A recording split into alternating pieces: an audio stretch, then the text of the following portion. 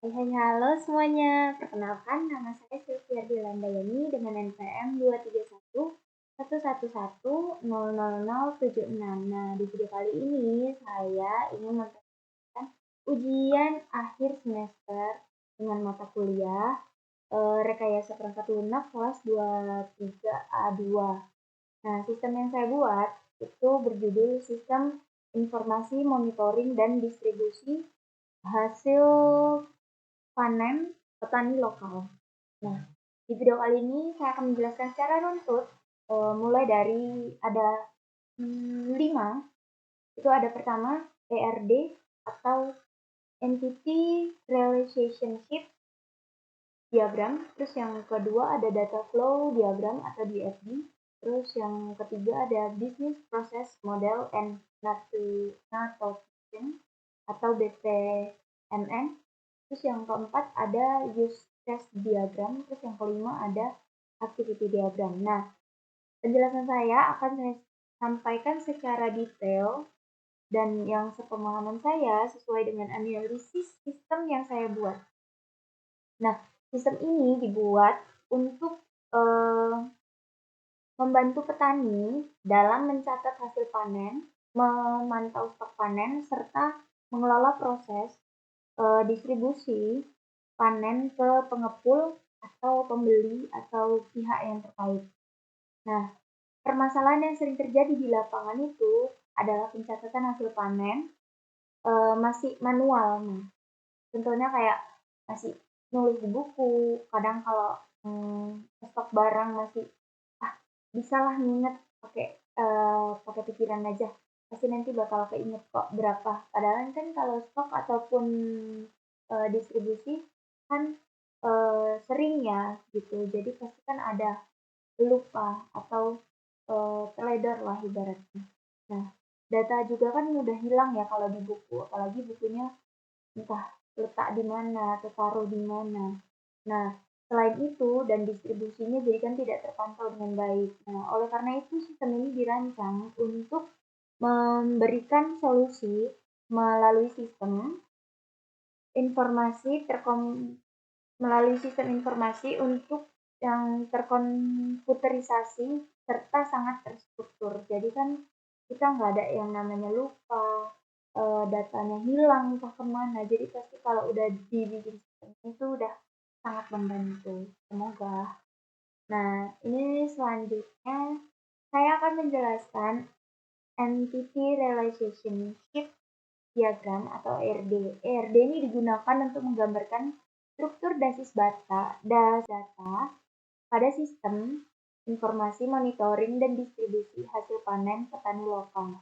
Sistem ini digunakan untuk mencatat data petani, hasil panen yang dihasilkan, serta proses distribusi hasil panen ke pengepul atau ke pembeli.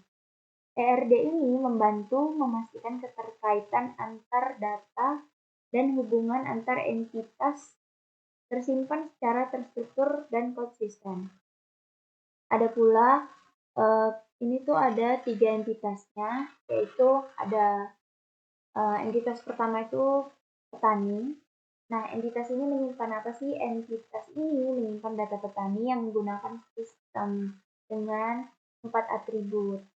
Nah, atribut primary key-nya yaitu ID underscore petani. Nah, yang kedua atributnya ada nama petani, yang ketiga ada alamat, yang keempat ada nomor telepon. Nah, entitas keduanya itu adalah hasil panen. Entitas ini untuk menyimpan data panen yang dihasilkan oleh petani. Nah, atributnya itu ada berapa? Ada 5. Ada 5. Nah, ID panennya itu sebagai primary key, terus ID petani sebagai foreign key. Nah, yang ketiga itu jenis panen. Nah, yang keempat itu tanggal panen dan yang kelima jumlah panen. Entitas ketiganya itu apa sih? Entitas ketiganya itu distribusi. Nah, entitas ini mencatat proses pendistribusian hasil panen. Jadi itu atributnya ada 5 juga. Itu ada distribusi, ID distribusi sebagai primary key-nya, terus ID panennya sebagai foreign key-nya. Nah, yang ketiga itu ada tanggal distribusi. Nah, yang keempat itu ada tujuan distribusi, terus yang kelima jumlah dikirimnya. Nah, tadi saya sudah sempat buat di Draw.io buat ERD-nya. Nah, ini tuh petani ada 4 atribut. Nah, hasil panen ada 5 atribut dan distribusinya ada 5 atribut.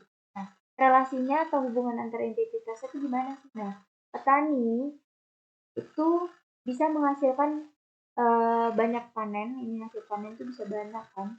Jadi satu petani bisa menghasilkan banyak hasil panen, dan yang kedua itu hasil panen bisa didistribusikan melalui banyak distribusi. Nah, makanya ini arahnya.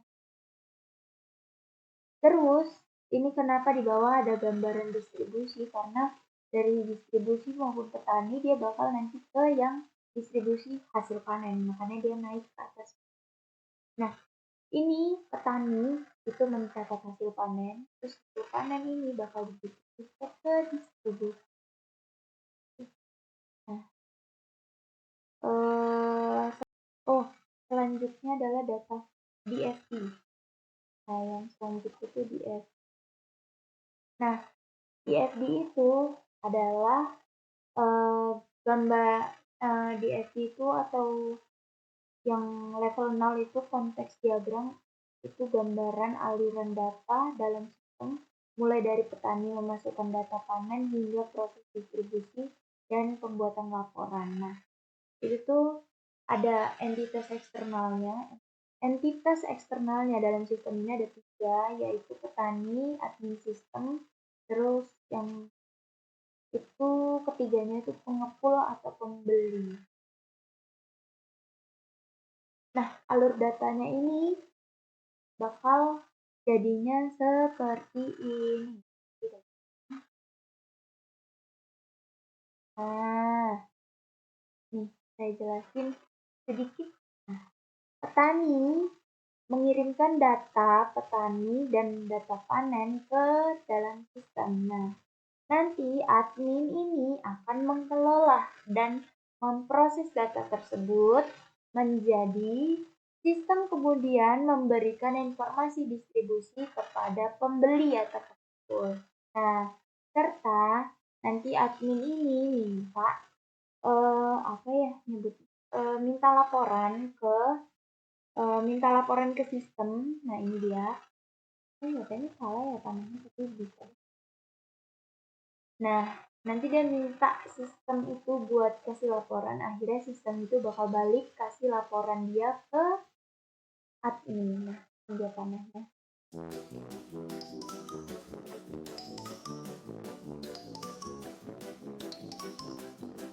Lanjut ke yang DFD level 1 ya.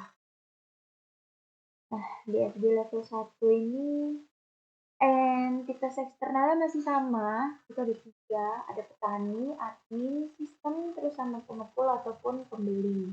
Nah, tapi ini ada tambahan, ini tuh pakai data store. Nah, data store itu data penyimpanan gitu. Nah, di FD ini merupakan yang level 1 ini penjabarannya tuh lebih detail daripada di FD level 0. Nah, data store-nya tadi tuh terbagi 3. Ada data petani itu dilambangkan sebagai D1, terus ada data panen dilambangkan sebagai D2, terus data distribusi sebagai D3. Nah, adapun prosesnya itu kayak saya tampilin gambarnya dulu ya. Saya tadi sempat buat, nah ini dia. Ini yang saya paham ya dari yang saya kerjain. Nah, ini mulai dari petani pertama itu.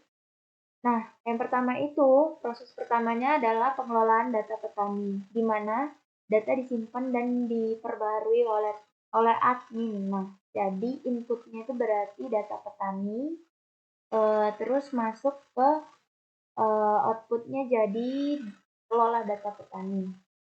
Nah, yang kedua itu prosesnya adalah pencatatan hasil panen yang diinput oleh petani. Nah, nanti inputnya itu sebagai data panen, terus akhirnya itu jadi catat hasil panen. Nah, nanti di proses yang ketiga itu ada proses pengelolaan distribusi hasil panen berdasarkan data panen yang tersedia. Nah, inputnya itu bakal sebagai data panen. Kirain tadi ke bawah ya? Iya ya.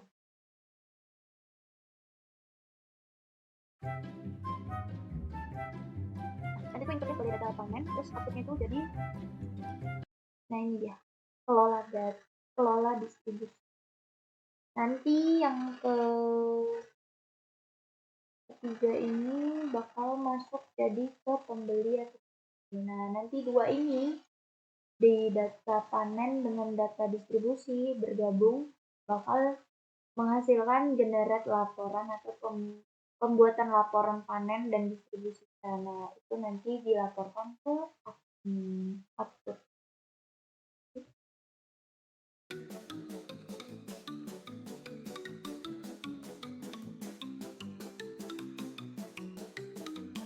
Oke, kita lanjut ke DTMM. Nah, DTMM ini digunakan untuk menggambarkan alur proses bisnis secara visual, mulai dari input data hasil panen oleh petani hingga proses distribusi yang untuk selanjutnya pembuatan laporan oleh admin sistem. Nah, di BPMN kali ini kita tuh punya dua pool, yaitu ada pertama ada pool petani yang menggambarkan aktivitas yang dilakukan oleh petani. Yang kedua, pool kedua itu adalah pool admin sistem yang menggambarkan aktivitas pengelolaan data dan distribusi hasil panen. Nah, BPMN saya ada isinya sama simbol-simbolnya gitu. Nah, ada gateway itu nanti gateway-nya itu yaitu pakai yang eksklusif. Nah, oke, kita udah punya alur prosesnya. Alur prosesnya itu, proses pertama itu bakal dimulai dari full petani.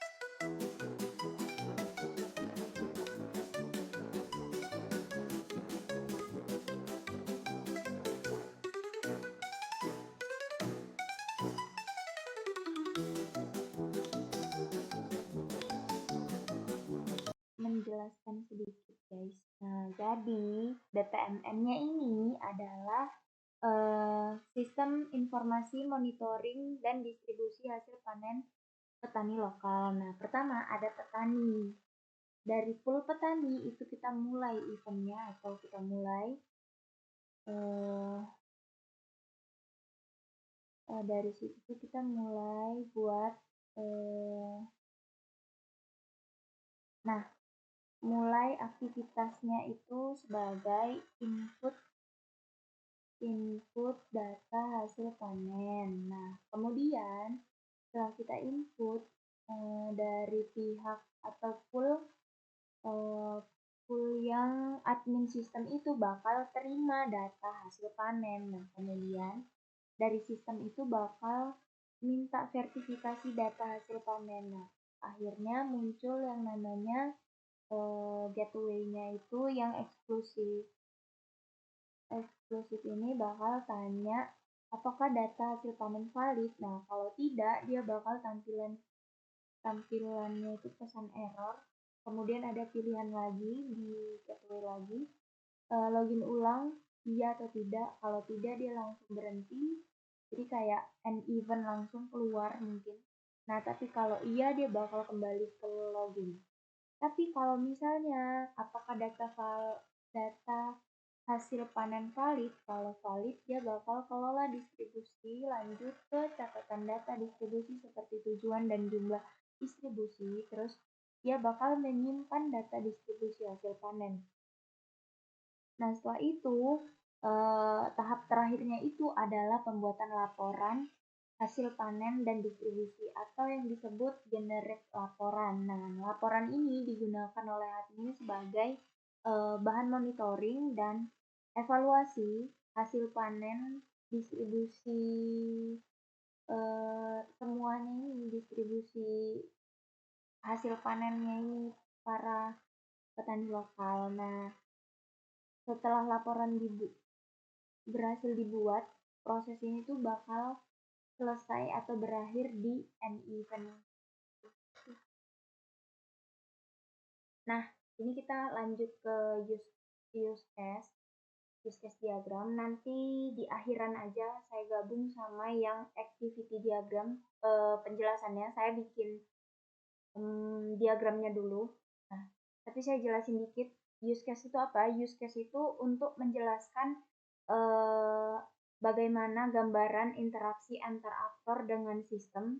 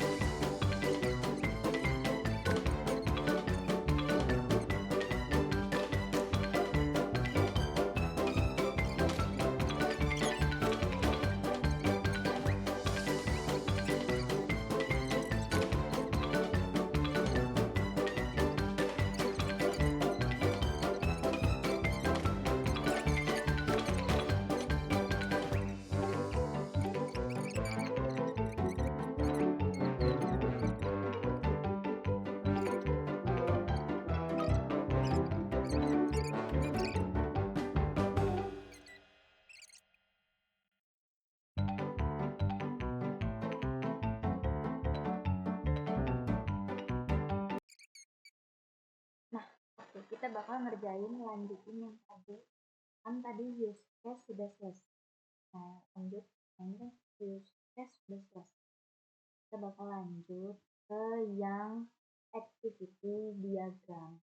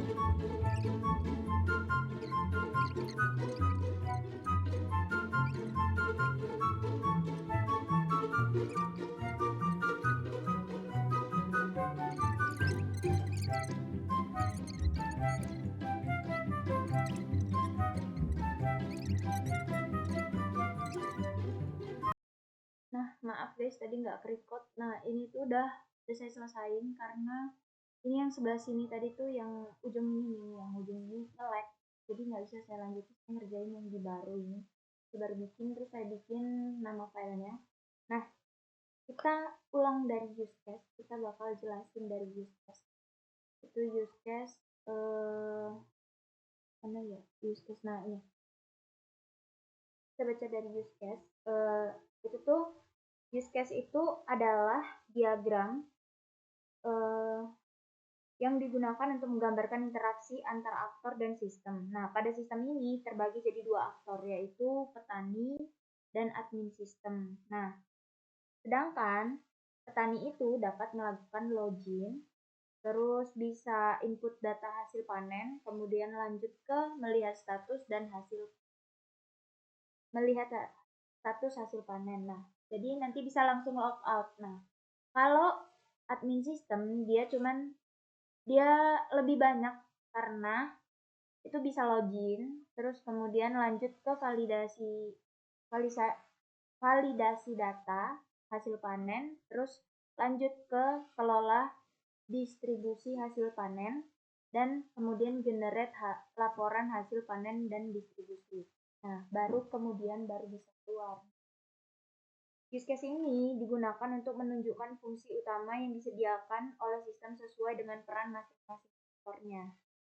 Jadi, use case ini yang punya saya itu nanti bakal berlanjut ke eh, ke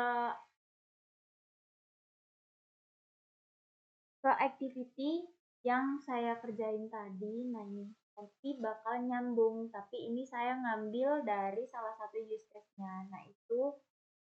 Nah, karena ini kan berhubungan sama use case tadi. Nah, saya itu ambil dari yang use case. Nah, itu activity diagramnya itu saya ambil yang itu tuh kelola distribusi hasil panen.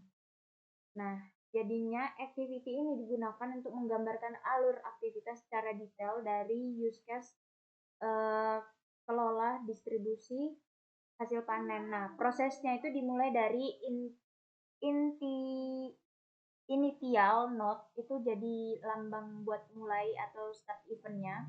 Kemudian lanjut ke login, terus nanti ada decision node. Nah, itu tuh sebagai pertanyaan ataupun yang nentuin gitu. Ini tuh ada pilihannya gitu. Jadi ada pilihannya, ada iya dan tidak. Nah, kalau tidak dia langsung ke